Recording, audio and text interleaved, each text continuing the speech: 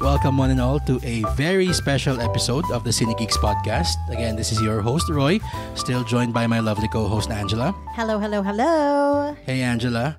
And I guess you've already seen the title of this episode, pero for those who are listening blindly, the reason why we have a very special episode for you today is because we have esteemed guests. Very special guests. Nasa presensya tayo ng mga kakaibang nilalang. Kakaiba? Parang mga medyo talagang, horror ang dating nun. As in, ano tayo, we bow down to their presence. Oo. Itong mga yung mga pillars of industry. Oo. Mga tipong kapag sinabi mo yung pangalan nila, ultimo artista, nanginginig. True story yun, nanginginig ang artista sa pangalan nila. Pinagpipitagan. Oo, no? Talaga. Okay. So, without any further ado, alright, so first off, from the South, introduce natin ang ating first guest. He goes by @magandaba-movie on Instagram. Isa sa ating mga very good movie friends. We have Mark. Hi, Mark. Oh, Hello. hi, Mark. Oh, hi, Mark. Hello. Ayun, so ako si Mark. Yan. From the South. Mark from the South. Parang PBB name no? And then our next guest not from the South, from the middle. From the middle. Okay. Isa sa mga sobrang respected na voices. At kinatatakutang critical voices sa industriya ng sining Pilipino. We have Goldwyn at Goldwyn Reviews. Hello, Goldwyn. Magandang araw sa inyo lahat. Lahat ng sasabihin natin ay puro pagpupuri lamang sa pelikulang Pilipino. OMG. Mukhang ano yan. Yan ang magandang panimula. Umpisa pa lang lokohan na. Makakahinga na ng maluwag yung Oo. Sige. So, I guess also nakita na rin ng mga listeners kung ano yung pag-uusapan natin sa title. Pero, para lang maulit natin, ang ating very special episode is about the movie. A very special movie, yes. And that movie is Ikaw Pa Rin Ang Pipiliin Ko. Written and directed by Denise O'Hara. Starring Julia Barreto and Aga Mula. Julaga. Hashtag Julaga. Eat Julaga! Ay, nako. Anyway, sige. Huwag na natin patagalin pa to. Pero bago ang lahat, let's just make sure na you follow them on their socials. Again, kanina si Mark is @magandaba-movie on Instagram. Magandaba-movie. Yes, maganda ba yung movie? Oo, yun. Masarap ba movie? Masarap ba yung movie? Pwede naman, pero hindi ako doon. Iba pala yan. Iba yan. Iba na. And then, Goldwyn is @Goldwyn Reviews. Tama ba? On Facebook? Goldwyn Reviews din with PH. With PH. With Golden Reviews. Goldwyn Reviews PH. Follow at your own risk. Yes, that's true. Makakita kayo ng mga rating system na may out of this world. Yan. Anyway, sige. Rekta na tayo agad. Ikaw pa rin ang pipiliin ko. Okay? Pangit. Nasyak ako. Tapos ang usapan. Grabe Tapos ang boxing. Oo. Sige. Pero para hindi tayo mahirapan kasi ang haba nung title. Okay? Ano bang gusto niyo describe natin na pipiliin o iprapki? From here on out, we will refer to this movie as Iprapki. Iprapki. Iprapki mo ako. Ano yung sabi ni Goldwyn? Or pangit daw. Gabi. So, bigyan mo naman kami ng short synopsis. Sige. Right. Okay. So, ang kwento ng Iprapki ay tungkol sa pagmamahalan na pinagkakalayo ng edad at ng bawal na pag-ibig. At Bawal nga ba? Bawal nga ba? Alamin natin mamaya. Yan. Anyways, Julia Barreto stars as Jazz. Okay, she is a professional choir singer. Okay, professional choir singer siya na kasama siya sa isang choir na nasa isang school na meron ng student choral pero meron ding professional choir. Okay. Wait nga lang, babasahin ko yung plot na nakalagay sa IMDb. Sige, para hindi naman. Para makapagsimula na tayo. Sige. Complicated. Okay. Sige. Music gives her life. Music is his life. This is a story that will make our hearts skip a beat This Season of Love. Parang hindi yan yung napanood natin. May nagpo-protesta na. Grabe. Parang ganda ng plot na yan. Oo nga Actually. Pero yun nga, Iprap K had a working title actually, Forgetting Canseco. Ganda naman no? And yun nga din yung isa sa mga iniikutan ng kwento, yung mga songs ni George Canseco. Oo. So, tama. Pero bago ang lahat, usually either tayong dalawa yung nag-ano, pero let's give the floor to our guests muna. Let's start with Goldwyn. Sige. What did you think of Iprap K? Sige. Well, nabanggit mo yung Forgetting Canseco, no? Na umiikot ka mo sa songs niya, which is, I think, na hindi binigyan ng justice yung mga kanta ni George Canseco.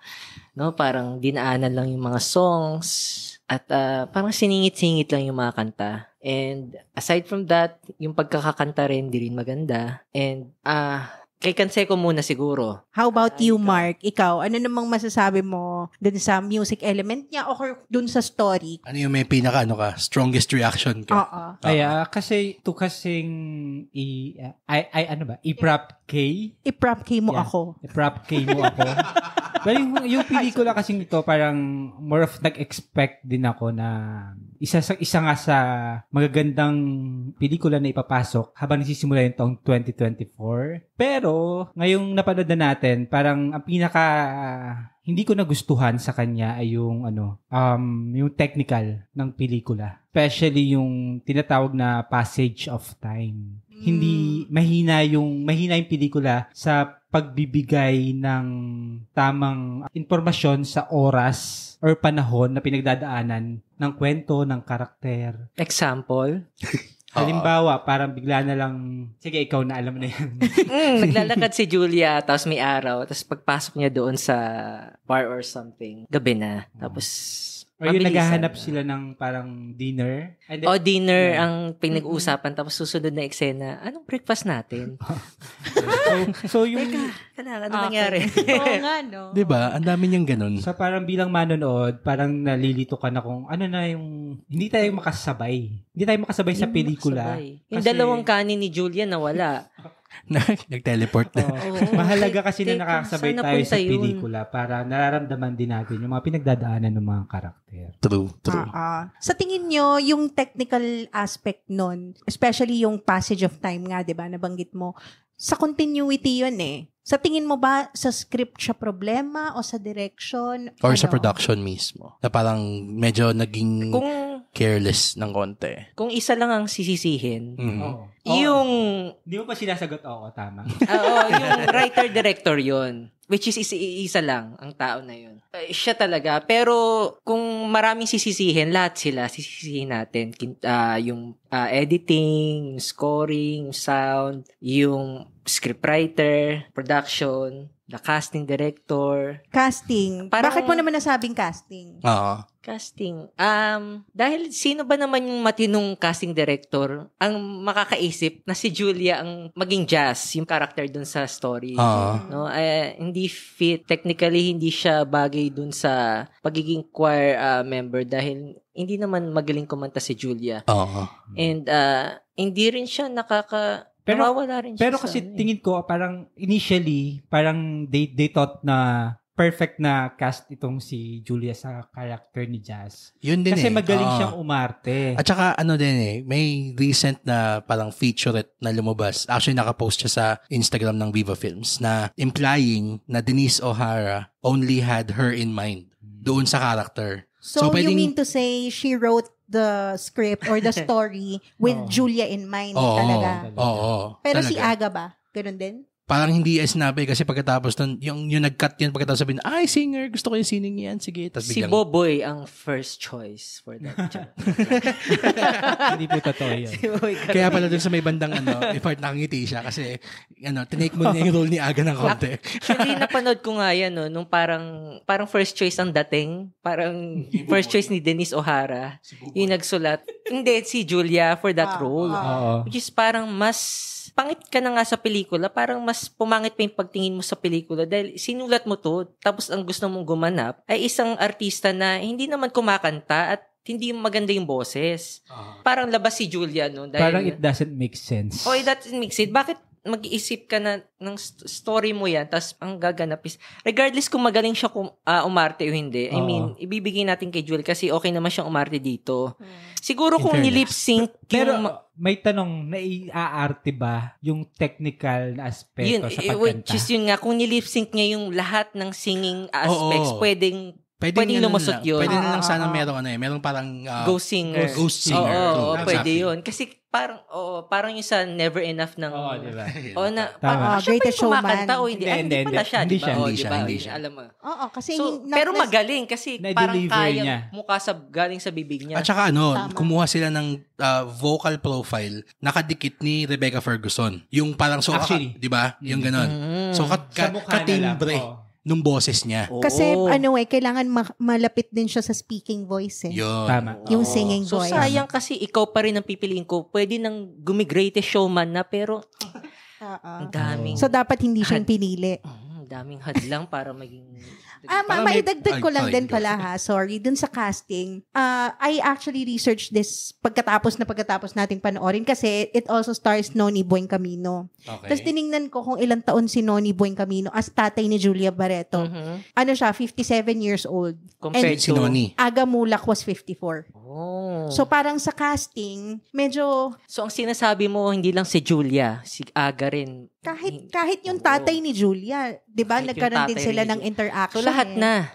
Pero kasi pwede kasi na yung edad ng actual na actor is hindi naman yun yung character ilan ng character na not problem that they're playing. True, pero kasi we're talking about yung physical appearance. Exactly. Magkalapit din kasi sila eh. Kasi sinasabi mo mukhang matanda si Aga Mulak. Mukha silang magka-age naman talaga. Actually, lumabas yung parehas sila magka-age sila nung sinuhol ni Aga si Noni ng breakfast at biglang, sige anak, sumama ka na sa kanya. Which is parang napaka-off din nung eksena na yun. Yun. Pero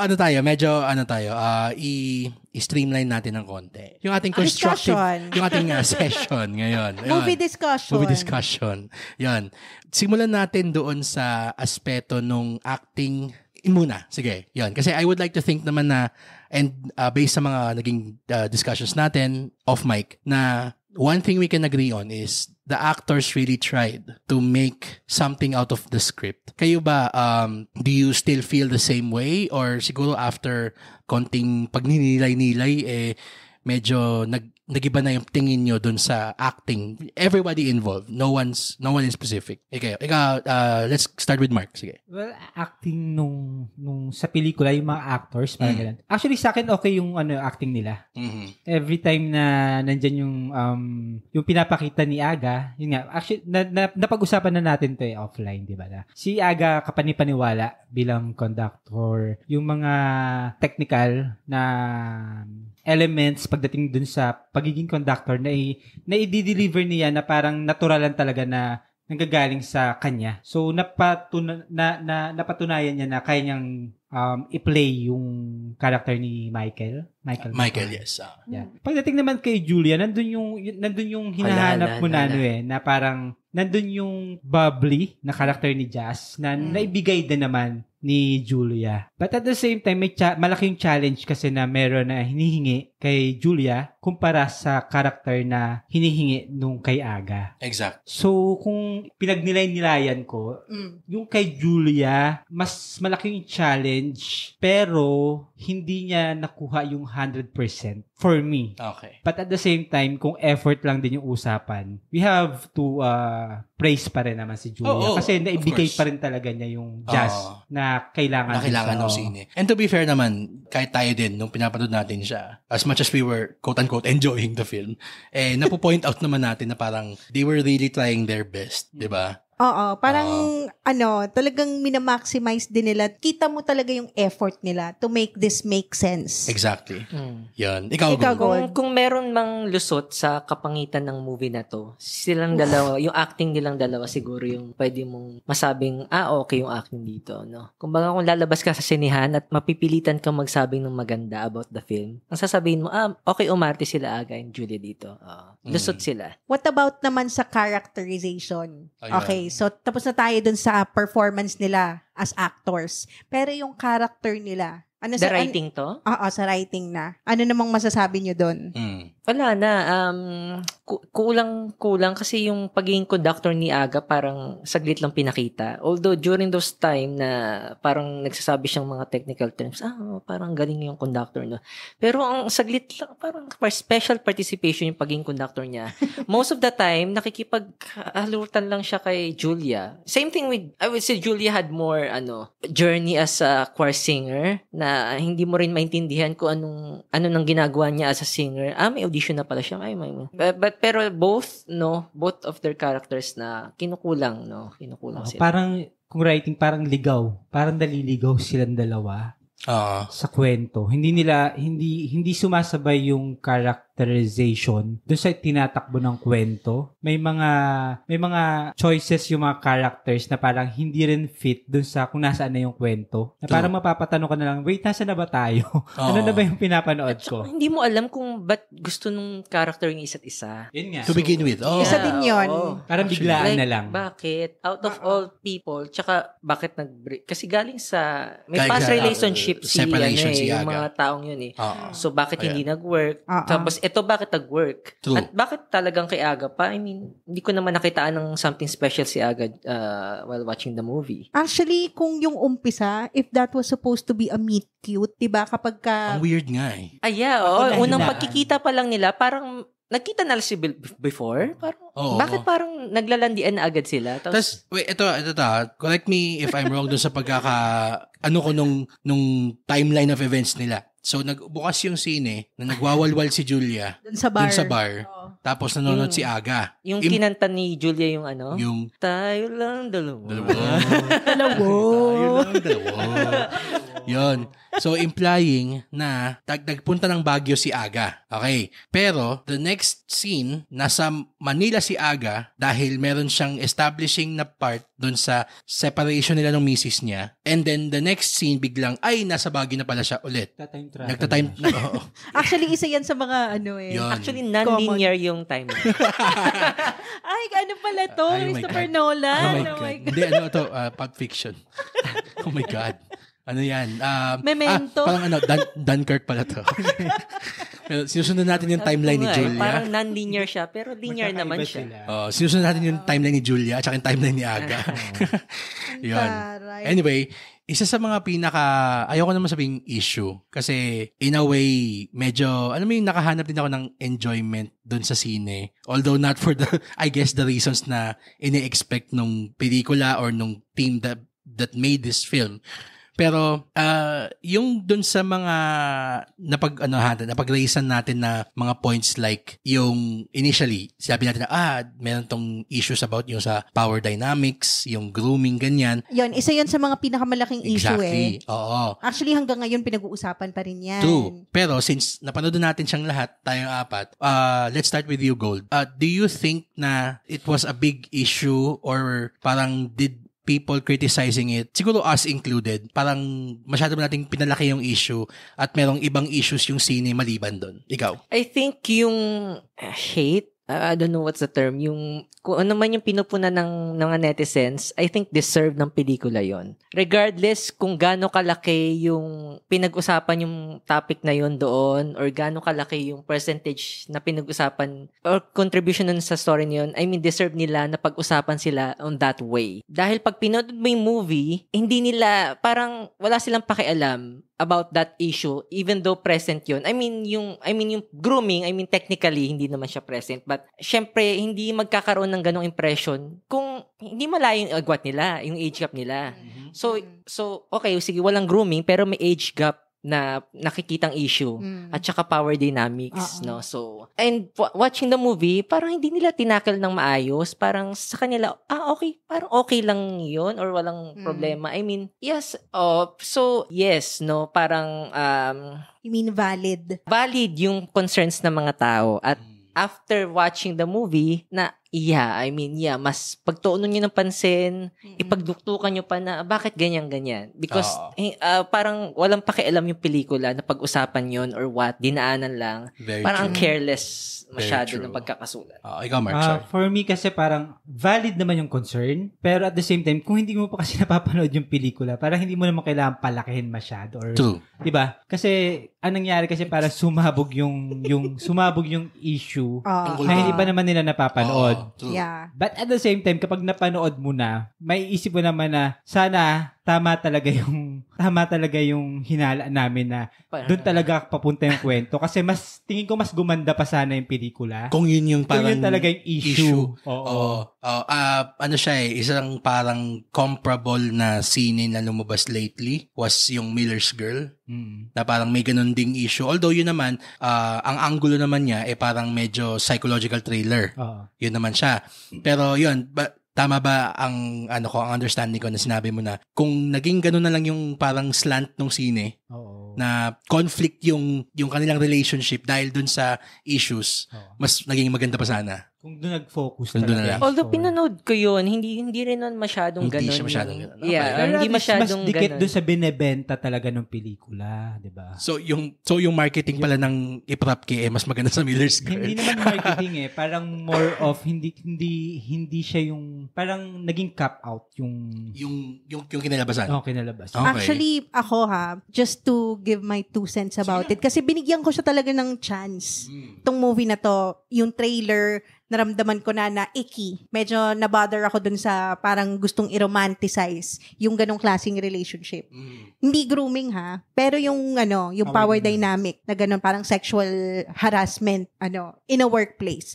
So binigyan ko ng chance nung pinanood ko. Tapos hindi ko matanggap na yung writer and director na babae ay walang stand about this issue. Wala siyang gustong sabihin, pinakita niya lang like it was reporting, di ba? And base siya dun sa kayong dalawa, you were able to attend yung university and influencer screening. This was actually asked of her, di ba? Tinanong siya dun sa nung pinalabas sa UP Theater. Yes. UP So, may Film. binanggit siya na yung storyang ago. yan is parang research based on true story na nangyayari daw nangyayari na pag may choir, usually na in love yung choir member dun sa conductor. Nangyayari na siya sa gatong community. Parang kami, okay. So, nangyayari siya, tapos, anong next? Anong gagawin mo?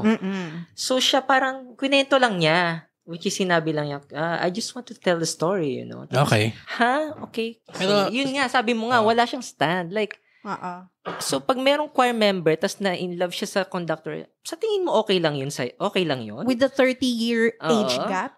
At saka ito pa, isa pa. I mean, as in a meta aspect, so labas dun sa sine, kapag tinatanong siya writer-director, ano yung stand mo tungkol dun sa sinasabi ng tao or ano yung gusto mong iparating na mensahe nung sine, sinasabi niya is, it's basically parang reporting. Ang sa akin, pwede kong idagdag dun sa sinabi mo, yung sinasabi niya so far is, yung isang scene doon na parang nagsabi sa akin na kung ano yung stand niya talaga is actually the point where the movie lost me. Kasi, konting background lang. Yan ba yung sa Yung principal's office yung na. disciplinary committee? Ito na. Kasi, nung nagsisimula yung sine, actually, honestly, medyo bit of a joke na siya. Kasi nga, kayo, napanood yun na, kami yung last na nakapanood dun sa circle natin. Tapos, parang ina-expect ko na magiging sobrang talagang ang pangit niya. But the first 15 minutes or so, even yung meet cute pa nga na parte. Hindi nga siya cute Yun na nga. Hindi naman cute. Yun, meet cute na hindi cute. Meet lang, walang cute. Pero sa akin, parang siya, okay, so medyo nagiging competent na scene naman siya kahit papano. And then, umabot dun sa scene ng disciplinary hearing na, written by her, a female director. Okay? Putting words into the mouth of a female character. So, one can say na, essentially, avatar nung tao na director, writer. Yung protagonist. Yung protagonist. Si Julia. Oo. Yung sinabi niya doon essentially na parang wag niyo nang ipagtanggol yung dangal ko kasi ako naman yung nagpapabastos. Ayun, ano masasabi niyo? Ako naman yung nambabastos. Sige, what can you say about that? Let's start with Mark. Sige, Gold. Sige, go. Kasi yung scene yan, parang that's the perfect chance na pag-usapan nila yung power dynamics, no? Kasi nga estudyante to, tas yung isa teacher. So parang yung moment na yun, dun sila pwedeng umangat na pag-usapan nila yun kung anong tingin nila sa power dynamics. Tapos, akala ko naman magiging okay kasi ang parang gusto nilang iparating na hindi, walang power dynamics na nangyari kasi gusto ko tong tao na to at hindi ako nadadala sa kanya based on his power and status. Pero yung linya niyang na parang ako naman yung lumande, ako naman yung humalik. Parang ganon. Parang nakakabastos bilang babae. Ay, sa medyo na-bother din ako doon. Na parang, so okay lang mambastos yung babae? Okay lang mas mambastos yung babae ng lalaki. Parang ganun ang dati. Kasi binastos niya si Aga in a way. Oo, kasi unsolicited At saka siya yung nag-first move. First move niya, ganyan. Diba? Tapos, nasa formal lesson sila. Tapos nakikipagharutan si Julia. Tapos parang proud pa siya. Parang ganun ang dating. Tapos sinasabi niya, okay lang yun. Walang power dynamics, no? Ginusto ko to. Ako yung nag-first move. But yung rason niyang yun, mali rin. No? Parang actually yun din. Parang mapapaisip ka kung ano ba yung ine-expect or inaasahan ng filmmaker sa akin bilang manonood after watching this scene na parang dahil ba sa ganito si girl na parang sinasabi niya na parang pinapaglaban niya yung nararamdaman niya dahil lang sa panlabas na dahil pogi. Oo, dahil pogi. So dahil dun ba parang okay na sa akin bilang manonood? Na parang yun kasi yung gustong gawin gustong sabihin ng pelikula na kapag sinabi ng babae na itigil na yan kasi napugian naman siya, dapat tanggapin na lang natin. Parang may tanong. Parang may tanong lang. Oo, at saka siya, and ito, I am not speaking for women pero sa akin lang observationally, parang I've seen women lately fighting for yung right nila to take agency, na parang sila yung may choice, and essentially parang nakikita ko din na yung mga babae pinaglalaban din nila na respetuhin na may choice sila na ganon. Yes, so parang, that's true. Diba? So parang ang nangyayari tuloy, yung pinakita niya na parang pinili ko naman siyang iharas kasi gwapo siya. So parang what does that say for what women have been fighting for? Actually, na respetuhin yung nila, yung kanilang parang right to choose. So parang ngayon a woman writer is shaming her own gender's right to choose. Parang ganun yung lumalabas. Actually, parang lumalabas kasi na parang in her mind, it's women empowerment. Yes. Nabanggit niya yan. Actually, parang yun ang gusto niyang gawin doon. Pero kasi, fucking kidding me. Dapat nasa lugar pa din. Kasi person of authority, yung nilalandi mo at parang pinuntahan mo sa bahay. Everything that she does, Jazz, yung character ni Julia, was inappropriate. So, may right ang women to choose. Yes, women empowerment, yay. Pero, tama ba yun? Na manghimaso ka tapos sabihin mo pa na, iniwan ka ng asawa mo. Parang, Kasi by her logic, ang lalaki, pwedeng choose na manyakin yung babae. Kasi maganda siya. Ganon. So, dahil sinabi nung babae dito na, binastos ko siya kasi gwapo siya. If tables have turned, kung estudyante yung lalaki tapos babae yung di ba? Alam mo, feeling ko, kung lalaki yung estudyante pa, tapos babae yung teacher, ganun yung sagot niya. Baka maging maging FAMAS Best Picture Award winning pa to. May double standard. May double standard na kung yung babae pala yung gagawa ng inappropriate moves na yon, dahil babae siya, women empowerment yon. Anong sinagot ni Direk doon? Nung tinanong ba yon? Hindi ganyang paraan. May nagtanong ibang tanong Basta isa sa mga sinasabi niya, ang gusto niya yung character niya yung babae, alam yung mga gusto niya sa buhay, yung sinusunod yung mga choices niya, which is yun nga, parang, okay, mali, so, diba? Parang yung eksenang yun, parang siguro yun ang tingin niya doon. Which is, hindi yun woman empowerment. Kasi parang there was, I guess, a much more elegant way to go about showing yung right to choose ng babae. Pero kasi parang it goes against everything na, especially the younger generation, yung mga Gen Z, na mas sila talaga yung staunchly na pinaglalaban nila na, pag hindi ko gusto, hindi talaga. And that goes both ways. Even the guys na Gen Z, ganun din sila. So ngayon, especially itong scene na to, although sabihin natin na, ano yung sinabi niyang edad niya doon? 27, ganun. So parang younger millennial siya na near Gen Z. So dahil sinabi nung scene na parang, sige, okay lang girl na manlandi ka kasi gusto mo. Tsaka women empowerment. Women empowerment yun. Meron pa rin tinatawag na ethics. May ethics. Yes. Diba? Yun yung wala. Lalo na meron silang corporate setting, supposedly. Ikaw, Mark. Yun din. Nasa corporate ka pero parang yung way ng discussion nung time na yun sa scene is hindi ganun ka official.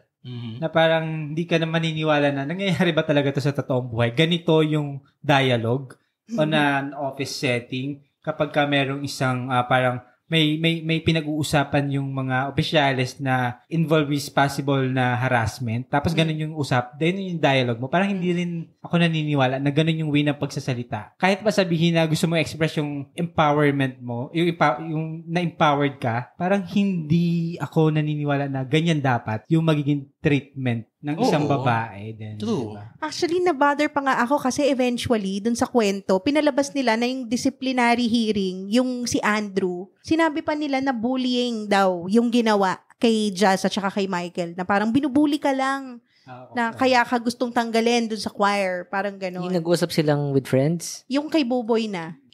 Parang sinabi niya na binubuli ka lang noon. At saka, downplaying. In any kind of disciplinary hearing, di ba kapag ka ikaw na reprimand ka, kahit saan, school, trabaho, sasagot ka ba ng ganun, ng pabalang katulad ng ginawa ni Julia? Ay, Diyos ko, kapag sumagot ka ng ganun pabalang sa trabaho, tanggal ka kaagad. Ano yun? Insubordination yun. At saka nakabukas yung pintuan, Pansin nyo ba? Oo, kasi nakita ka na. Attention to detail, Sumara siya ng konti. Nagsarili? Diba? Basta nakabukas. Oh my God. May mga bubukas mo sumasara, may mga lumilitaw, nawawala ng mga bagay-bagay dito. Teka, Tama yung hindi pintuan. na pinapansin yun ng sino ba dapat nag-check naman ganun? Continuity. Yung continuity. Sino yun? Charot. Isa pa, dagdag na natin yung kanin. At ito talaga yung shoutout kay Leo. Si Movie Review PH. Pinaglalaban niya yan. Napansin mo pa yung kanin? Mawala. Actually, natutuwa din ako kasi nung recently, yung nilabas mo yung review mo, meron ka ding sinama na supplemental material, yung bingo card, na dapat daladalan yung lahat pag nanonood kayo nitong scene na to, na marami, one of the many things na parang pwede yung abangan, itong yung kanin. Okay. Ano bang part yun? Saan bang part yun? Ano sila sa bahay? Bahay ni to. Jazz? Yeah. Oo, tapos anong nangyari, unang sumalok ng kanin, Actually, nagsasandok siya. Kinuha mo na si Noni. Actually, yun na nakita ko na shit, ito na yung kanin. It's kanin time. Binabantayan ko yung kanin ni Noni. Nakita ko, parang okay, sumalok, ganyan. Tapos, nung next nakat sa kanya kalit, nakita ko, lumubog, nag-flatten. Sabi ko, yun na yun. Lumubog yung kanin. Hindi pa pala. Nung kumuha si Julian yung kanin, biglang, okay. Tapos, may isa pang kanin. Tapos, nag-change yung camera. Tapos, biglang wala ng kanin sa plata ni Julia. Nawala yung kanin. Gagi. Oh my God. Naging sci-fi bigla siya. parang may nag-snap. Tapos nawala lahat ng kanin sa mundo. Baka si Thanos. Thanos ng bigas.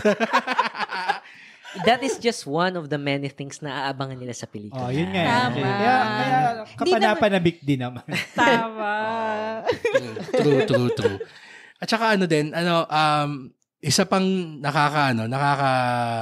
sige, sabihin natin nakakatawa na aspects nitong scene na to is yung kanyang sobrang carelessness in terms of yung parang motivations ng characters. Kahit sabihin natin na okay, meron na sila yung romance nila, yung affair nila, whatever they want to call it. Yung mga simpleng parang halimbawa, ito yung pinakagusto ko yung wala nga montage na pinakita Kasi parang 2 scenes ago, nag-aaway sila, and then 1 scene later, yung pacing. Oo.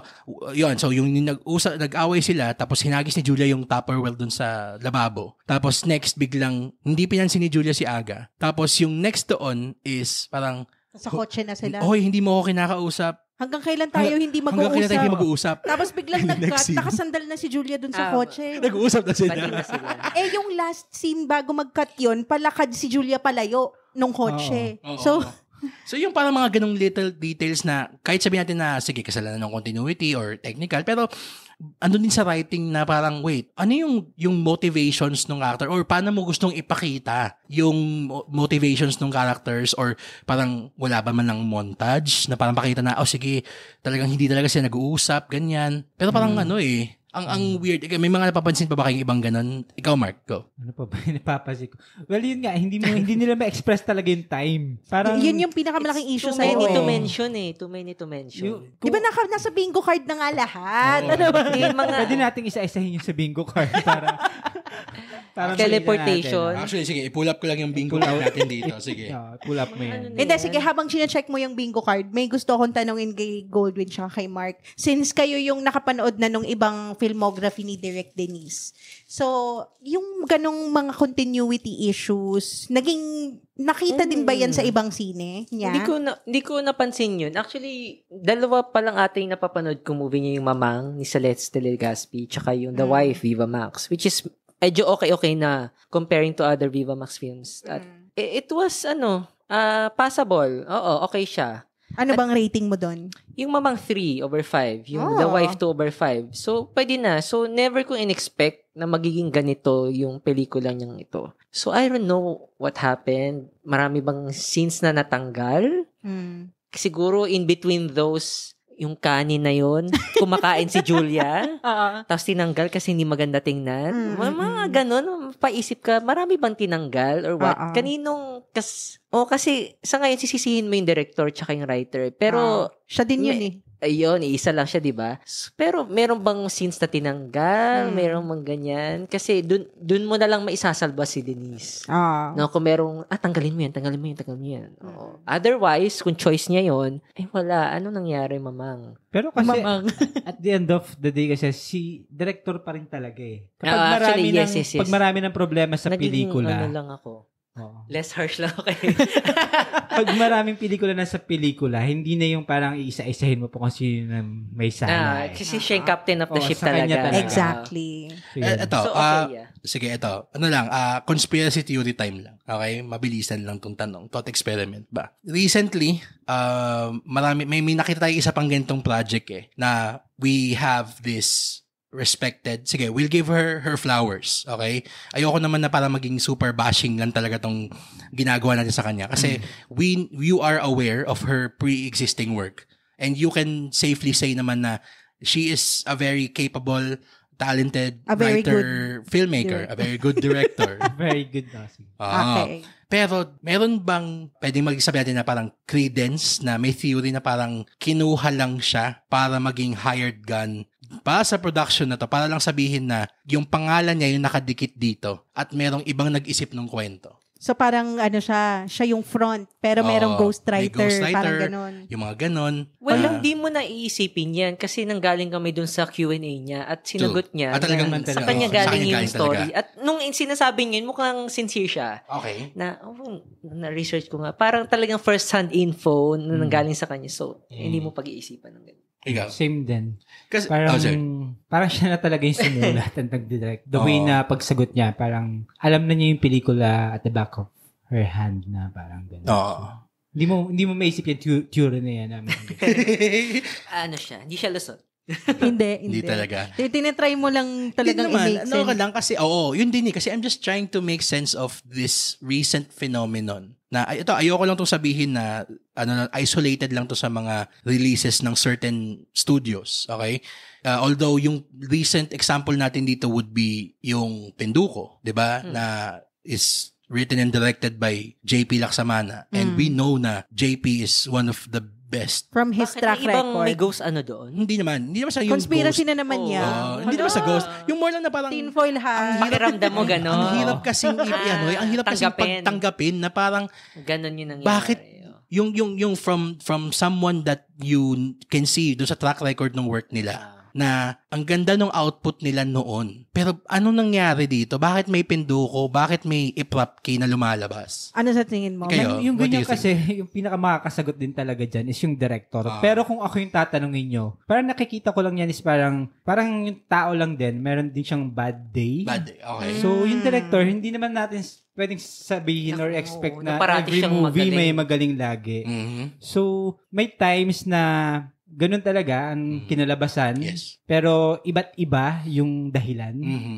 Pero kung titingnan mo, may itong director na to, yung filmography niya, maraming maganda.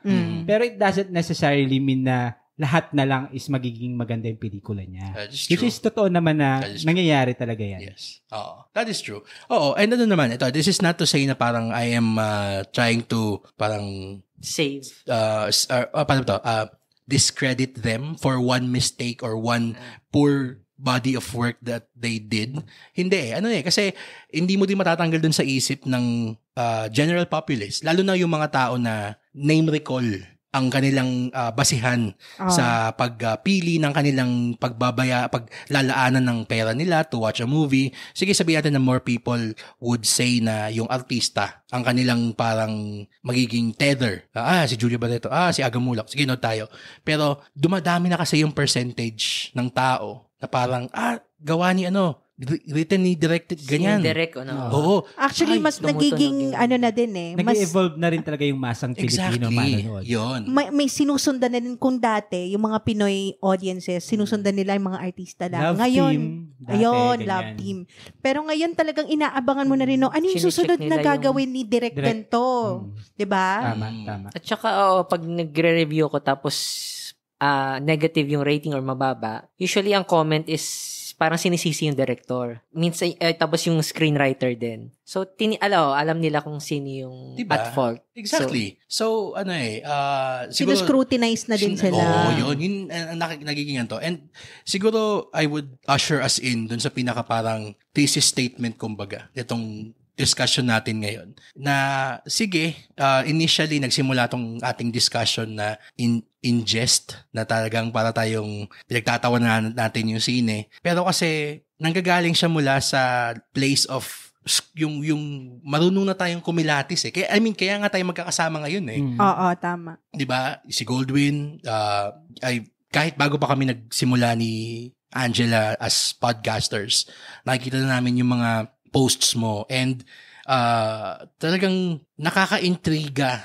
yung ay mo. Nakaka-intriga at nakaka-trigger. Hindi Pero actually, you keep them in check. Yun na nga eh. Nagiging accountable yung mga filmmakers dahil dun sa merong nagsasalita for the quiet majority. Tapos yung kay Mark naman, same thing na even before we started doing this, nakikita ko na yung yung mga review mo. I mean, yung pinaka eye-catching of course is yung rating system mo. Na nakakatuwa. Yung seal of approval mo yung parang nagpupush sa mga tao kung papanoorin ko ba to o hindi, maganda ba to o hindi. Oo. And even pag yung binasa mo na yung body ng reviews mo, yun nakikita ko na, okay, talagang mas yung totality ba? Yun yung alam kong yung view mo on the movies eh. Kaya talagang ako personally, I would say na we're more discerning. Ikaw ba, Mark? Would you agree na ito yung dahilan kung bakit nabuo tong episode na to? Actually, lahat tayo kasi, kumbaga tayo apat dito. Parang gusto natin na makuha yung, ang gusto nating makuha dito is maibigay natin yung boses natin para masabi natin kung ang isang pelikula ba ay, yun nga, maganda. Para sa akin ay maganda or dapat bang panoorin or worth it ba? Kasi yun yung pinaka-concern natin eh. Tayong apat. Tapos alam kasi natin na yung mga boses natin, naniniwala tayo na somehow na nagagauge natin kung ano yung hinahanap ng manonood ngayon. Yung uri ng manonood ngayon kumpara doon sa uri ng manonood noon. Yes. Kaya nandito tayo ngayong apat para doon. Yay! ikaw Gold, anong stand mo doon sa na yan? I disagree, Charon. Ako naman, it's every review, I think, is very personal to me. I mean, there's a chance na ang hindi ko magustuhan ng karamihan ng manonood. And course. That's okay. No, parang ako, ang kaya ko lang, ang accountability ko lang is yung sarili ko. No, na-enjoy ko to, bibigyan ko mataas. Hindi ko to na-enjoy, -1 siya. So, bahala ka kung gusto mo paniwalaan yung sasabihin ko. Basta hindi ko siya nagustuhan. So, kung hindi mo rin nagustuhan, well, beshi tayo. Pero, pag nagustuhan mo, I mean, good for you. So, yun lang yun. At ngayon, binigyan tayong platform to share this. No? At, well, I hope they get to watch and the film, if they have more enough money, itong i-prop K, and then they get to relate to us, no? Na, yeah, tama yung pinagsasabi nila, ganyan. And, well, there's a chance na meron din magkakagusto and, well, mag-disagree sa atin. Well, gusto kong marinig din yun. No, on anong point of view nitong tao na nagustuhan ng pelikulang to? Kasi, hindi naman, we are not for silencing voices. Hindi nga natin sinasabi na wag panoorin. Exactly. Kasi we want the audience to decide for themselves. Yun. Kung ano ang magiging take nila dito sa movie na to. Ano yung maganda at hindi maganda na makikita nila, 'di ba? Kasi discerning na rin naman yung audiences eh. Hindi na matalino na ang mga audiences ngayon. True. Tsaka nga, parang kakasabi lang ni Gold kanina na hindi mo din pwedeng ignorein eh. Kung may magsasabi na talagang they found this movie really good. Kasi they are entitled to their opinion. They are entitled to feel na they love this movie if they loved it or they liked it. And also, I guess, parang sabihin na yung, pwede mong sabihin din na parang, gusto naming malaman kung bakit nila nagustuhan yung ganong klaseng aspect na hindi natin nagustuhan. Kasi nagkataon lang naman na parang 4 tayo na nagsama-sama na unfortunately, hindi natin nagustuhan yung sine. Nagkasundo tayo. Nagkasundo tayo. Hindi naman sa pinagkakaisahan natin yung movie. It's not like that. No, hindi. Kasi nagkataon lang talaga na 4 tayo. lang yun. Pero may tanong ako sa inyo. Sige, salita about kay Direk. Pero kung kayo yung director, paano nyo i-aatake yung ganitong klaseng kwento? Let's say, buo na yung storya, pero kayo yung director. Yung age gap and power dynamics, no, feeling ko mas magko-concentrate ako doon. Kasi ako personally, yung age gap, basta't nasa legal age yung dalawang tao, okay lang yun sa akin. As long as wala silang sinasagasaan na ibang tao. I mean, okay, magmahalan kayo dyan. So, you would... Although hindi siya magandang tingnan sa I mean yung mga sinasabi ng society ethically speaking ganun. Oo, pero I mean ako okay lang 'yun. So this is your chance na ipaintindi dun sa mga kumukutya na kung bakit nagmamahalan yung dalawang tao na malayo yung agwat. So you would insert conversations about maturity, etong si Aga matanda, wisdom niya versus dun sa pagiging bata ni Julia. So, yung conversations na magka-clash sila, tapos differences and yung pagiging the same nila. So, maganda yun eh, yung matanda na discussion tapos bata. Ano bang hilig ng bata ngayon tapos versus sa matanda? Tapos saan sila pumapagitna? Saan sila nagmi-meet? So, dapat doon nagre-revolve yung conversations. And yung music din na aspect, magandang part yun kasi usually yung gusto ng matatanda is for example, George Canseco, tapos gusto ng mga bata is Taylor Swift. So, magkaiba. So, paano mo pagtatagpuin yun in terms of music, di ba? Anong genre yung magugustuhan nilang parehas? So, doon ako maglalaro. So, ipapaintindi ko, masarap palang ma-in-love sa isang matanda, no? Kasi ito yung nakikita niya sa mundo, no? Mas lumalawak yung pananaw mo. Sana may ganong realization, no? Na after mong panoorin to, okay, I get them. Bakit sila nagmamahalan? Ikaw, Mark. Sa akin, actually, parang pareho lang din yung kay Goldwyn. Pero yung dadadag ko lang na-mention niya rin kasi yung power dynamics. Maganda rin sana kung mas malalim, mas mataas yung stake nung kumbaga maraming madadamay, malaki yung stake kapag tinuloy nila yung pag-ibigan nila. May ganun dapat. May ganung bigat. Para ramdam mo talaga na ipaglalaban talaga may pag-ibig talaga. Kasi pang February 4th, ano ba to? Valentine's. Pang Valentine's to kasi in-expect nila mag-e-extend, di ba? So dapat merong ganun na parang me and you against the world. Tapos, di ba? So, para mas naiintindihan natin kung saan yung pinanggagalingan ng bawat karakter, paano ba sila na in love sa isa't isa. Yun yung nawala eh. Tapos yung songs, siguro yung songs naman, ang nangyari kasi sa songs, bukod sa hindi talaga singer yung nagdi-deliver, napakaganda kasi ng concept na kanseko yung ginamit nila mga kanta. Pero parang nakulangan pa rin ako. So for me, siguro gagawin ko siya na mas marami pa. At saka, the fact na yung movie title is Ikaw Pa Rin Ang Pipiliin Ko, na hindi naman kanta ni Canseco, doon pala may disconnect na, nagkakagulo na, anong direction natin. Kasi kung si Canseco bibigyan natin ng tribute sa story na to, tapos ang pinangalan mong title ay Kanta ng Cup of Joe, na maganda rin naman, yung Ikaw Pa Rin Ang Pipiliin Ko. Okay, bakit hindi kanta ni George Canseco ang title niyan? Ganyan. And they could have all the reasons and excuses, pero hindi siya magandang tingnan kasi nga, bibigyan mo ng tribute sa story yung kanta niya, tapos hindi yun. No? So, sayang yun. Ikaw? Ako, actually, nagustuhan ko yung sinabi ni Gold na parang atake, which is hindi mo na maiiwasan na ma-in love Okay? I'm glad na actually the movie took its time to really say na these people are of age. Na parang to the point na tumigil yung kwento at sinabing, of age sila. Parang gumanon bigla. Pero, ang hindi ko matanggap yung parang sobrang flippant nung writing na, kasi gusto ko Oo, gaya ka nga nali-in love kasi gusto mo ma-in love. Pero, there is a more elegant way to express getting attracted to somebody. Or, at least in the scene kung saan yung everything fell apart. For me personally, dun sa disciplinary na hearing, at least, sana man lang, pinaintindi man lang ni Julia na, Sir, opo, I'm sorry na ito yung optics nung relationship namin. Pero, hindi naman ako binastos ni Michael. Ako yung nag-make nung first move. And I'm sorry po, but I can't help it. Yung ganun man lang na apologetic. And this is not to say na parang women should be parang yung Mika. Hindi Pero kasi, she was talking to a person of authority. Kahit babae, kay lalaki yan, kahit anong gender yung kausap niya, merong tamang way na makipag-usap sa person of authority. Yon. Na, sige, the rest of the movie can stay as is. Walang problema. Pero just that point in the movie na parang sobrang niyang disregarding sa authority as an employee of the school.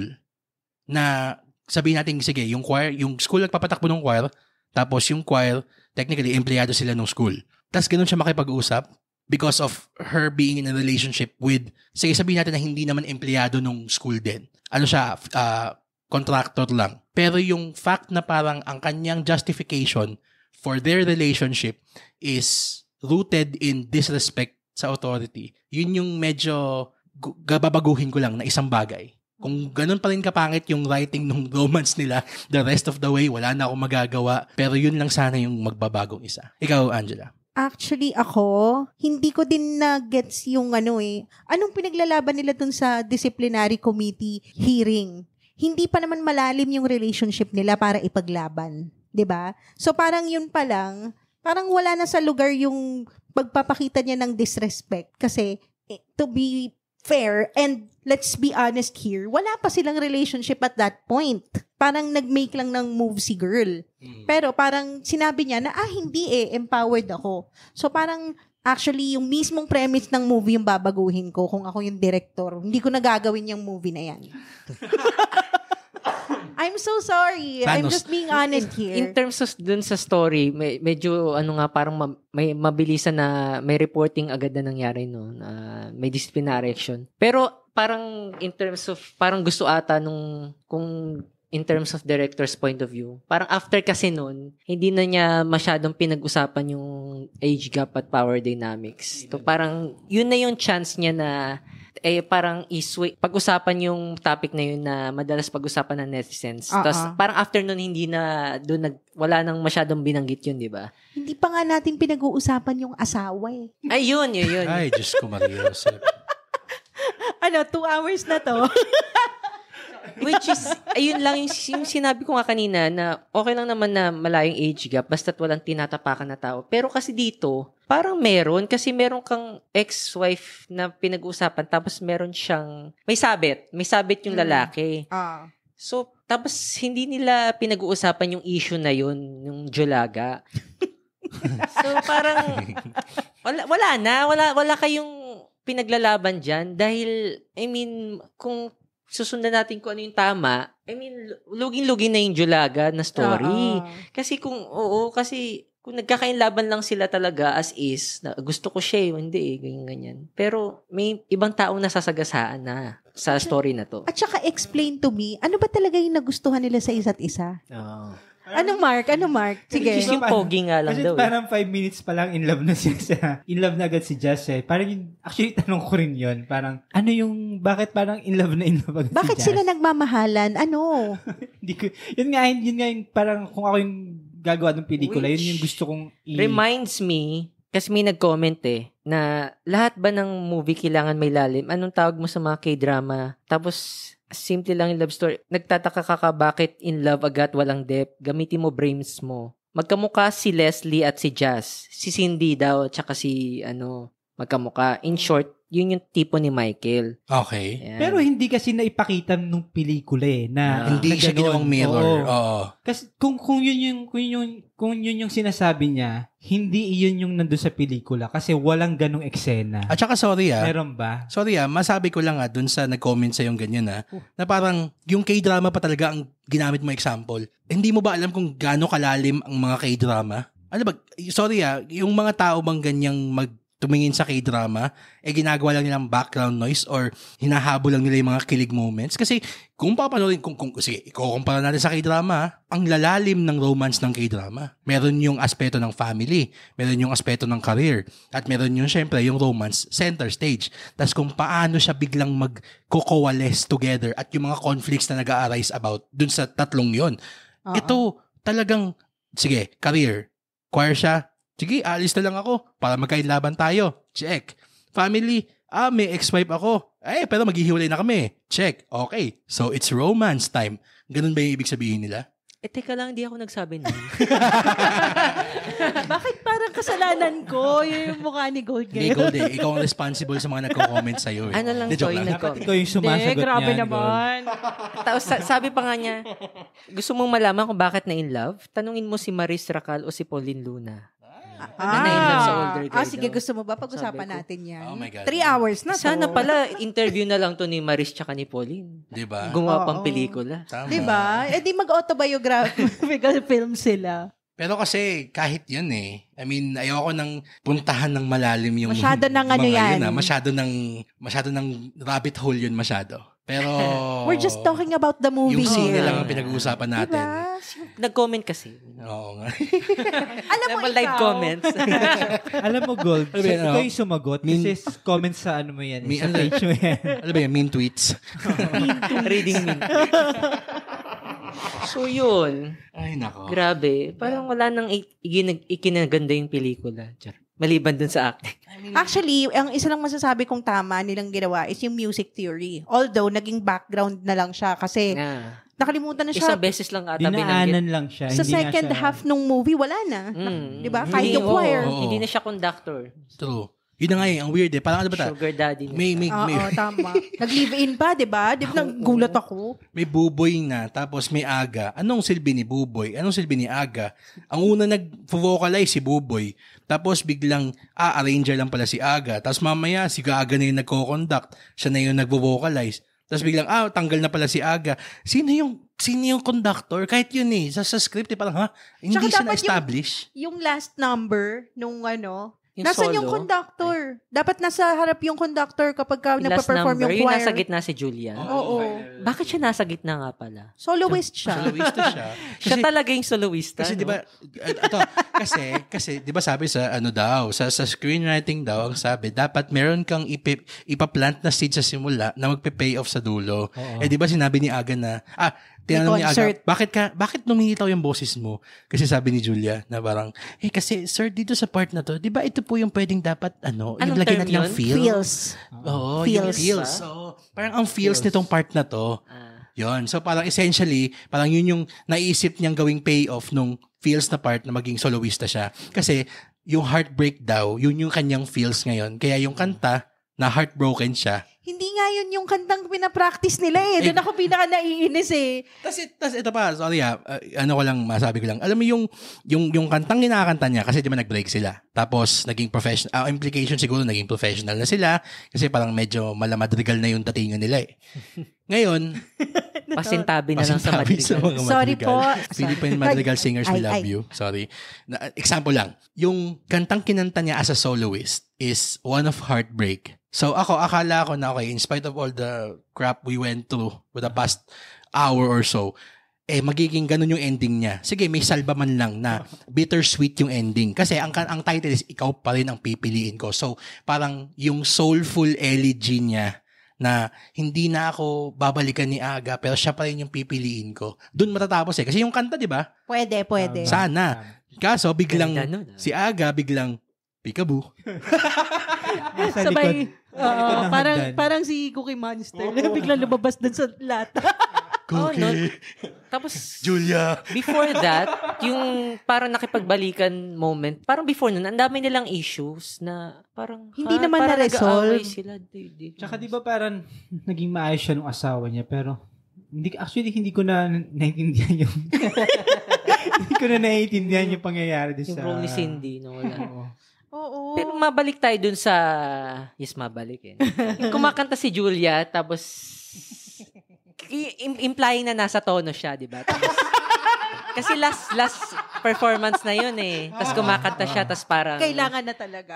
Kunwari, siya, nasa tono siya, ganyan. Alam mo, magandang scene sana yun. Kasi yung simulang eksena nila, sintonado siya, tapos heartbroken siya. Tapos pinuna siya, sige, magiging kahit heartbroken ako, pipilitin ko hindi ako sintonado. Tapos doon sa last few scenes, broken-hearted siya, pero hindi na siya sintonado. Supposedly, diba? Pero magandang magandang rhyme. Oo, na sintonado. Hindi na ako sintonado. Ay broken-hearted ako parehas, pero may pagkakaiba na ngayon. So character mas kaya ko magandang eksena yun Dapat doon natapos. Sa linyang yun. Heartbroken ako pero hindi ako sintonado. Tapos ghost singer yung ginamit nila. Tapos magandang revenge yun Biglang sana. Tapos ang pipiliin naman niya ngayon is yung sarili niya. Ang pipiliin pa rin niya is yung music niya. Basta hindi si Aga. Magandang ending yun na hindi na si Aga. Wait lang, di ba may sinulat silang kanta na ang title ay Ikaw Pa Rin Ang Pipiliin Ko? May kanta talaga. Cup of Joe nga. Cup of Joe. Yun nga, saan ginamit yun? Wala, yung montage. Pero hindi yun sinulat for the movie. Talaga ba? Existing song siya na maganda talaga ng Cup of Joe. Pero pinalabas dun sa pelikula. Naging diegetic music siya. So parang part siya nung sine. Bakit siya yung title? Kung hindi naman siya importante dun sa as a viewer, yun nga, disconnect na agad siya kasi bakit hindi man lang kanta ni George Canseco, di ba? Ang dami-daming ibang title ng kanta ni Canseco na parang ginamit. Pero ang sagot dyan sa Q&A is yun ang ibinigay sa kanila. Oh my God.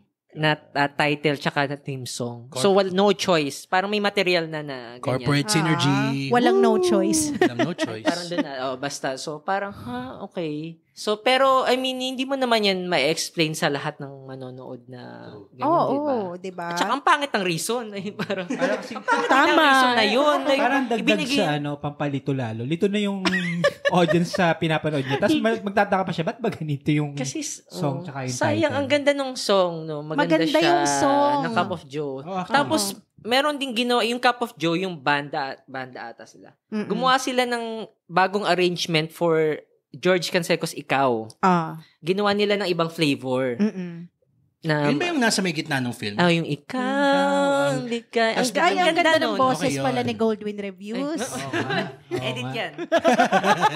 Ang ganda. So parang sayang kasi may chance na gumawa ng magandang arrangement. Tapos collaboration with other artists. So nawala. Dagdag ko pa na parang pwede rin siyang maging allegor or parang metaphor din nung parang old and new. Yes, sa collaboration. Diba? Kasi walang ganun. Yung parang older generation na lumang kanta, pero may bagong flavor. Mag-a-appeal siya sa bata. So, young and old, pwedeng mag-combine, pwedeng maging harmonious. Collab yun. Oo. Di ba harmony nga yung isa sa mga sinenter harmony nila dun sa music theory? Wala In fairness, may mga linyang magaganda, no? Harmony, tapos yung, how can you forget a song na... Actually, parang yun, na-cheapen kasi magaganda yung linya, pag yun lang yung narinig mo, maganda. Pero yung konteksto niya, mga linyang sinulat na pang trailer. Nasa trailer nga lahat ng magaganda. Di ba may parang yung montage doon? Parang yun din naman mismo talaga yung eksena parang pinagkabit-kabit lang. Tapos ginawang montage. True. Di ba hindi dapat ganun yung montage? Dapat bawat cuts doon, meron pang mas deeper na ibig sa scene. Ang nangyayari, parang pinakita lang ulit yung scene. Parang pinakita lang ulit dati yung scenes, di ba? parang binalikan. Binalik sa trailer. Recap, ganun. Tagpi lang, parang ganun. Meron nga eksena sa trailer na wala sa movie. Oo, isa pa yun. Totally character na na-omit. Like, sayang. Actually, ito nga nakakatawa kasi, we laughed at it. Na parang, tinanggal nila yung ganyan, nakakaawa naman yung actor, pumunta pa ng red carpet. Pero, watching that short clip na nasa trailer, thinking what it could have been, at least nabigyan pa ng kung hindi parang depth, at least nabigyan ng motivation yung character ni Julia. Kasi tinanong siya bakit? Kasi yung topic doon sa trailer. Paano siya nahulog kayo. Parang usapan kung bakit na in love So parang at least tell us why. Gwapo ba? Gwapo Yun. Sige. Tinanggal yun sa sine. Diba? Parang it's... Kaya parang nung dumating sa atin yung final na cut is parang biglaan na lang na in love. Bakit ganun? Walang kahit sa simula man lang, walang montage na parang nagkakadevelopan sila. Even in the setting of yung magkakasama, yung sa professional na arranger pa lang si Aga nung choir, na wala man lang yung mga parang maraming practice na nagkakatinginan silang ganun. Wala walang nagde-develop ng relationship na biglang nag-meet quote-unquote cute, away, meet quote-unquote cute, tapos banter, tapos disciplinary hearing, tapos live-in. Yun agad. Wala nga, hindi man lang pinakita As in, gumigising na lang si Julia dun sa bahay. To be fair, maganda yung bahay. Ang bahay. Pero yung bahay talaga yun. Yung bahay ang maganda. Best sa mga aabangan. Best supporting bahay. Ang isa pang sayang dito is merong mga supporting cast na totoong singer. Sila Janine Tenyoso, si Caleb, si Jean Kylie, Nicole Omilio. Actually, lahat ng supporting singer, si Mimi Marquez. Tapos, hindi mo sila maririnig na kumakanta. I mean, yung sa choir, diba, group singing. Pero yung isang linya man lang nakanta, tapos to showcase na may magagandang boses talaga dito. Sayang na kina sila. At saka din, you mentioned nga tama, thank you for bringing up yung mga supporting characters. May, isa pang, parang sa akin is, icky na ginawa ng sine yung pag-downplay doon sa valid na concerns ng mga kasama niya sa choir. Na parang... Kung bakit siya sinumbong. Na sinasabi sa kanya, Jazz, malapit na tayong tanggalin dito sa school. Gagawa ka pa ng ganyan. Ito na lang yung kinabubuhay ko. Dito ako nakaasa. Pero yung pagkakapresenta ng pelikula sa kanya is she's doing a bad thing getting in the way of Julaga. Diba? Na parang kontrabida sila sa moment na yun. So, maliban dun sa kanyang actions in the disciplinary hearing, I think that was literally the next scene. Yung, ito pa, nakatambay siya sa Session Road. Pagkadami-daming tao, araw-araw, talagang may nakaupong ganon. Baka binagdudunggol na sila dun sa sidewalk, nakaupo kayo dun. Pero anyway, yun nga na parang, so yun yung justification niya. Look, by making the people who actually depend on this as a livelihood, make them look bad. Kahit just because yung of something. Yun pang nagdidisiplin sa kanila. Yung Andrew. Sobrang yung logical nung mga sinasabi, pero parang lumalabas siyang masama. Diba? Mukhang katawa-tawa yung dating niya. No? Exactly. Parang pinesenta siyang... si Gion Reyna? I think. Yeah. Yung Andrew? Yung lalaki. Oo, kasi parang kung papakinggan mo siya, lahat ng sinasabi niya is, parang, you would risk your career? He's right. Ang ganda ng mga tanong niya. Oo. Pero parang, okay, bakit sila yung kalaban ng sine? Yung Voices of Reason. Yun. And sige, sige, ito, would you agree with me if I say na, sige, there is a way to create a story where the voices of reason are the antagonists. Pero, at least make sure na yung script gives them reasons as to why they're going against reason. Ito wala eh. Nagkatinginan lang sila, magkasama na sila, magkalibin na sila, pinagkalulusan ng tatay niya para sa almusal, tapos okay na. Yan. Diba? Would you agree or disagree or what? Kapag nanonood ka kasi, syempre aware ka dapat na, yun nga, pinipili ito nung character kasi may pinanggagalingan siya. Dito kasi anong nangyayari, para mapapatanong ka na, bakit ganito yung mga desisyon niya sa buhay? Yun yung isa rin sa problema dun sa pagkikwento ng characters nga nila Jazz, tsaka ni Michael, tsaka yung pagmamahalan nila. Hindi naman talaga totally issue yung age gap. Parang ang tanong mo talaga dyan ay, bakit ito yung side ng kwento na gusto ng pelikula na kapitan ko, hindi yung sa kabilang side na mas dapat at mas nararapat nga. If anything, mas nag-a-agree ako dun sa choir niya eh. Di ba? Pero parang nagkakaroon ng parang sinasabi ng pelikula na hindi, ito yung sasakyan natin. Tayong mga manonood, ito yung kwento. Ito yung pipiliin mong side. Ito yung pipiliin natin. Ito yung sila, yung tama. Yung tama na yan. Hindi talaga yun yung tama. Pero malilito ka na lang na, bakit ganun? Ano nangyayari? Tapos yun, tatakbo yung kwento na laging ganun na lang. Na hindi yun yung gusto mong sang-ayunan. Pero itinutuloy ng kwento.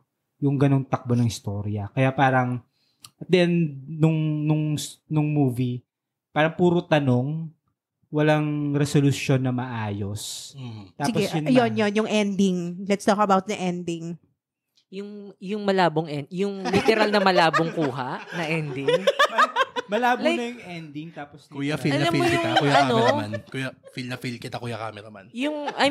Parang sa first few minutes, parang unti-unti mo na matatanggap na, hindi okay tong palikulang to. Parang consistent siyang magiging pangit, ganyan. Tapos, hanggang sa dulo, shucks. Ayaw niya magpatal. Wait, there's more. Ito ang pinaka-cinematic na So, for context, ang huling eksena is parang maghalikan yung dalawa, tapos out of focus. Tapos hindi sila nakontento sa out of focus, parang may zoom pa na nangyari. Parang zoom, shucks. Parang gusto nilang ipaalam na out of focus talaga yung camera, no? Or baka there's something behind the meaning, no? Ito, no joke to Pagkatapos nung sa scene na yun, talaga napagalan ako sa salamin ko talaga. Parang shucks. Baka metaphor yun para dun sa kabuuan ng na malabo yung pelikula. Malabo talaga. Kasi hindi na kontento na out of focus, may pag-zoom na nangyari. Ano to? Pag-decide din ako. You can't look away no? Kasi sinong pa Parang imposibleng ayan, malabo. Kita mo na. Lapit pa natin. Lapit natin, pure palabuin natin. Kasi diba, pag meron namang malabo na bagay, anong ginagawa mo? Ilapit mo. Kung nearsighted ka. Nilapit nila pero pinalabo. Hindi maintindihan Nagkagrado bigla yung camera. Okay, bukod doon sa pagiging malabo. Yung sa ending? Yung ending nung kwento nila. Yun kasi yung ending kasi nila, yun yung time doon sa story nila which is marami silang issues na pinag-aawayan. Doon sa ex-wife, doon sa time, sa Lusan, ganyan. Tapos, yun. Nag-kiss sila. So parang, yun yung ending. For me, malamig. Parang ganun. Parang iiwanan mo yung pelikula na lalamig ka. Nasa Baguio daw kasi. Speaking of, so, yun nga, parang wala ring na-achieve. Parang ganun. Parang umupo ka and then tumayo ka na lang. Tapos na, okay. Yun na lang. Hoy, may naalala akong linya ni Noni Buencamino. Nung nag-confront sila, sabi niya, nag-uusap na kami. Tapos na kami mag-usap. Oo, isa rin yung sa turn off kasi as a father na nag-aalala dun sa anak niya, dahil baka mapunta sa maling lalaki, ganyan. Yun yung chance din nila kung paano ipagtatanggol ni Aga yung sarili niya na totoong minamahal niya tong anak niya. So magandang marinig yun as a viewer na malinis yung intention ko, ganyan. Pero tinanggal nila yun. Bakit? Ba't nila tinanggal yun? At saka ba, yung scene na yung pinagpalit ni tatay si Julia para sa almusal, literally the scene before.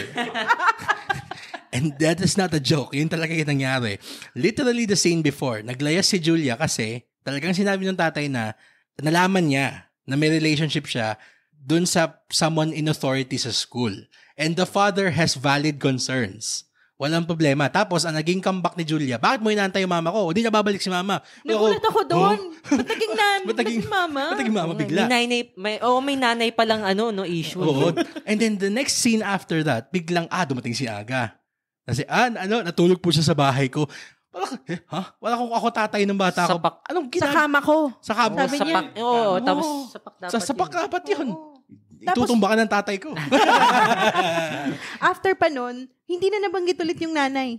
Oo, wala na. Pero Bati si na sila. Aga, parang bringing up ni Aga na may mommy issues si ano. Later on, nag-aaway. Out of the fucking issue blue. talaga.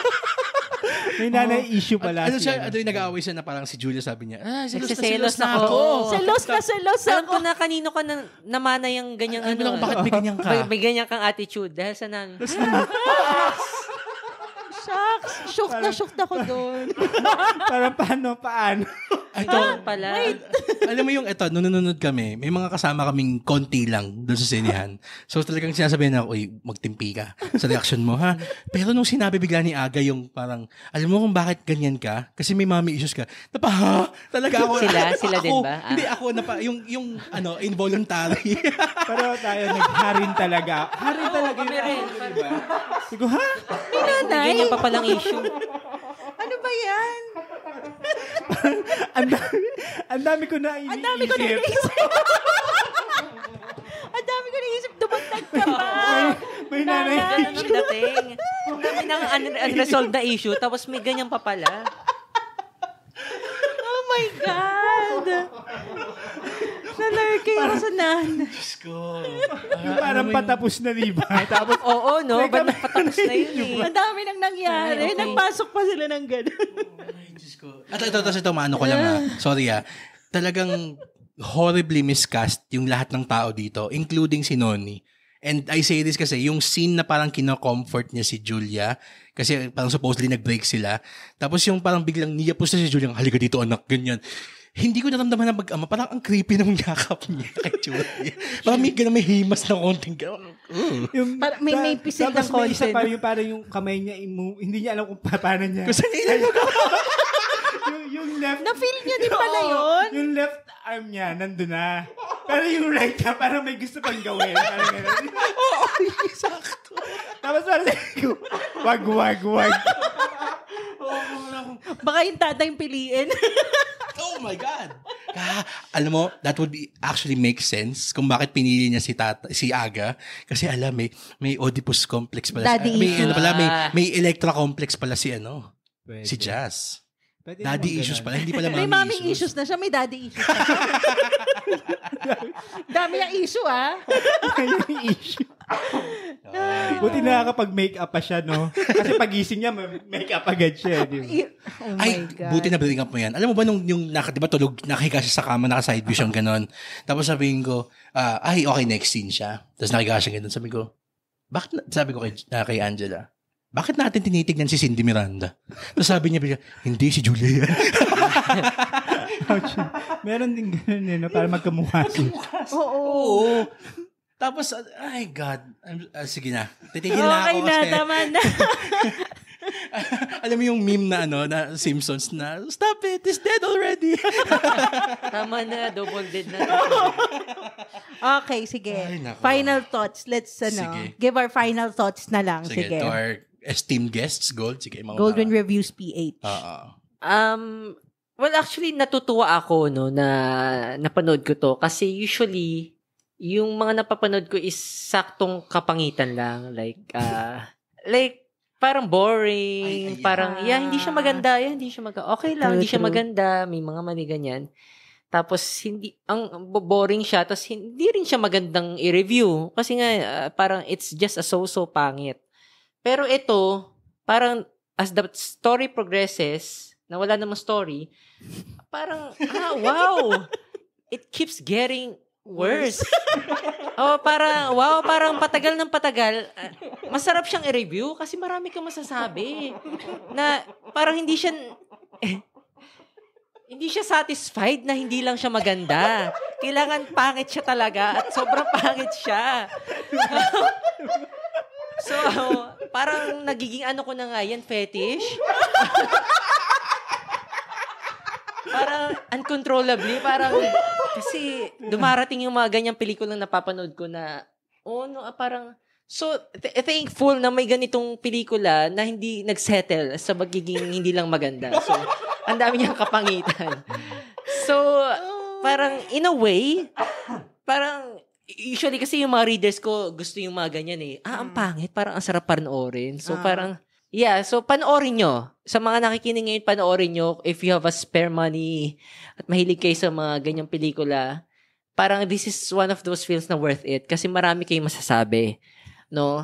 In the same way, yung mga issues niya, like yung power dynamics na madalas nating banggiting age gap, yung music, ganyan, matanda, ganyan, mapapaisip ka rin actually kung ano dapat ang maging stand mo sa isang issue. Kung dumating yung ganyang issue na ganyan, ganito yung stand ko, dapat ganyan. So, maganda pala yung pelikula, no? Kasi mapapaisip ka no? But yun ang overall thoughts ko kasi thankful ako na hindi siya boring na pangit na pelikula. Ikaw, Mark? Ako siguro yung final thoughts ko dito sa pelikula na to. Kung balak nyong panoorin siya, dapat handa kayo dun sa dapat mag-set kayo ng expectations na ito yung aasahan ninyo dun sa pelikula. Kasi once in a while, maganda talaga yung pinapanood mo rin yung mga pelikula na matututo ka in a way na alam mo kung anong dapat iwasan mo kung gagawa ka ng isang pelikula. Parang gano'n. So, cautionary tale. Parang medyo cautionary tale. But at the same time, habang pinapanood mo to at alam mo yung expectation mo, nag-i-enjoy ka rin naman Parang masarap siyang panoorin with your barkada na mahilig manood talaga ng pelikula. Tapos pag-aralan nyo yung pelikula mismo.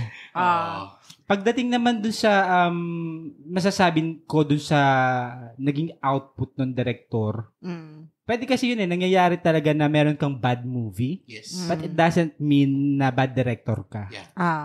Nandun lagi tayo sa pagpili, nagagawa tayo ng mas maganda na pelikula after natin na gumawa ng isang hindi ganun kaganda. Bounce back. Diba? Yun lang yung sa akin.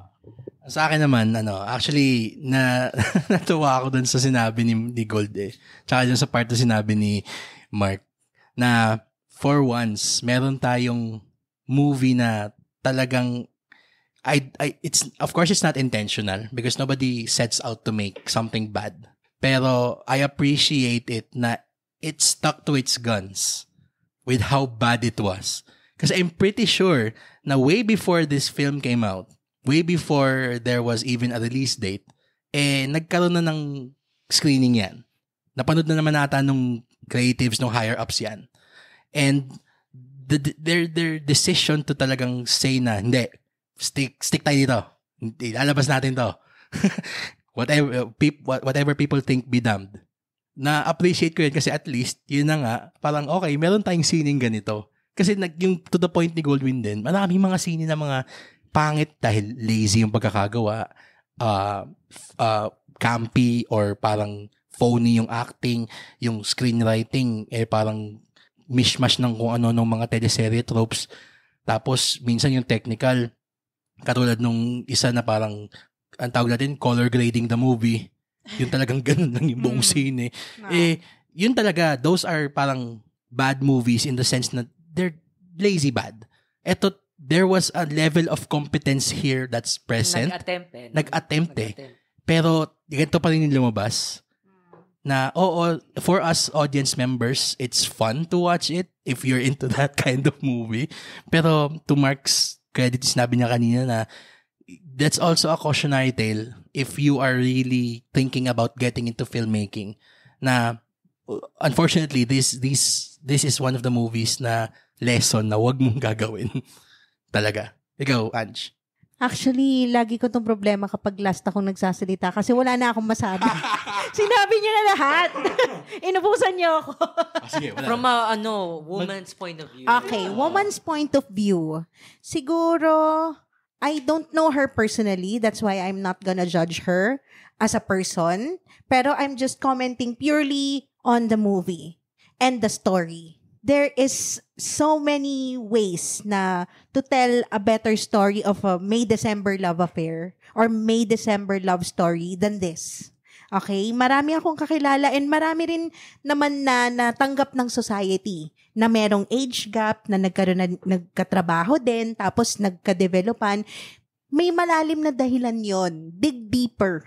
And wag naman sanang pagmukain na parang desperate ang mga babae to have agency na piliin nila kung sino yung gusto nilang piliin to the point na unethical na, parang magiging okay pa rin siya.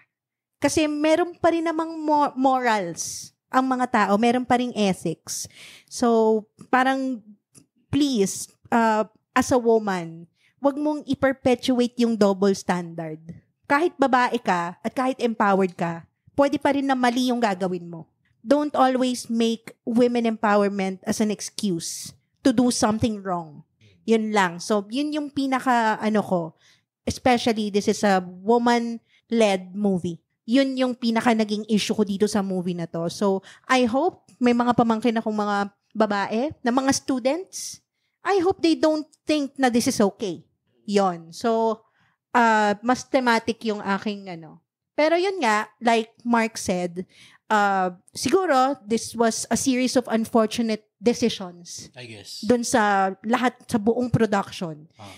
So, I'm not judging her talaga na parang eto na, ayoko na sa kanya. Siguro, I'll see dun sa next project niya.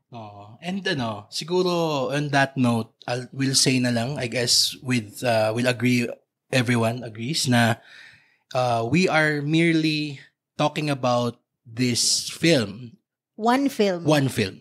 We are not destroying the body of work that everyone involved made. Yes. Hindi natin ini-invalidate yung mga magandang nagawa nila in the past. Lahat ng creatives. At yung mga magandang gagawin nila in the future. No, we're just talking about this one film. And we hope na this starts a conversation. Hopefully a civil conversation. And a constructive conversation. Okay, so I guess that's it for ikaw pa rin ang pipiliin ko. Or Iprapki. Okay, before we go, let's ask our esteemed guests to invite our listeners kung saan sila pwedeng mag-follow sa inyo. Kay Mark, let's go. So follow nyo lang ako sa Instagram, Facebook, sa Maganda Ba Movie. Meron din akong Twitter pero hindi na ako ganun ka-active. Pero mahanap nyo naman ako. Search nyo lang Maganda Ba Movie sa Google. Yan. Ako Goldwyn Reviews on Facebook, X, Twitter, Instagram, Letterboxd. May YouTube din. And then I have a website www.goldwynreviews.com. Sige. Alright. Well, this has been a very invigorating conversation about this very controversial, I'm sure controversial movie.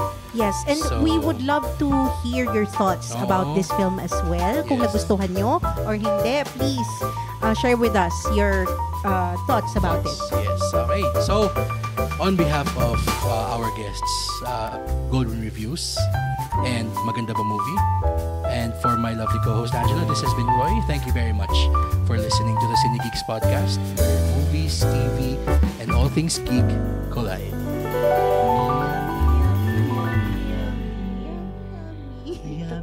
Ay tayo lang dalawa.